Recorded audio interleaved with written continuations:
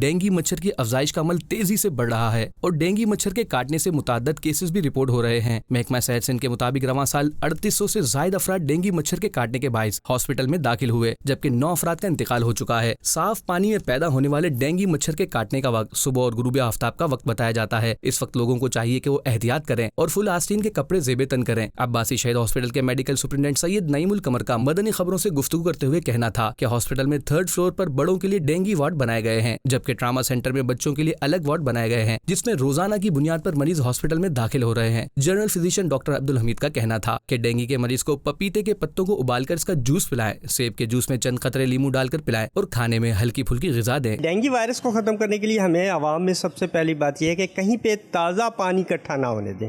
ख़ासतौर पर छतों के ऊपर जो जानवरों के लिए पानी डाला जाता है उसको ढाँप कर रखें या उसको खुश्क करके रखें। इसी तरह टैंकी हैं उनके ढक्कन को ढाँप कर रखें। फालतू कोई चीज़ें छत के ऊपर पड़ी हुई हैं उसको आप वहाँ से उसमें से पानी ख़त्म करें। जैसे ही हम किसी को बुखार हो वो फौरी तौर पे किसी क्लिनिक से या डॉक्टर से रुजू करे और अपने एक टेस्ट करवा ले। CBC टेस्ट में ये है कि प्लेटलेट्स के ज़रिए हम मॉनिटर कर लेते हैं। अमूमन ये प्लेटलेट्स ही कम हो जाते हैं डेंगू के बुखार में। तो अगर प्लेटलेट्स कम हैं तो फर्दर टेस्ट उसका डेंगू करवा लेते हैं, NS1 करवा लेते हैं और उसके ज़रिए फिर हमें पता चल जाता है डेंगू है भी या नहीं है।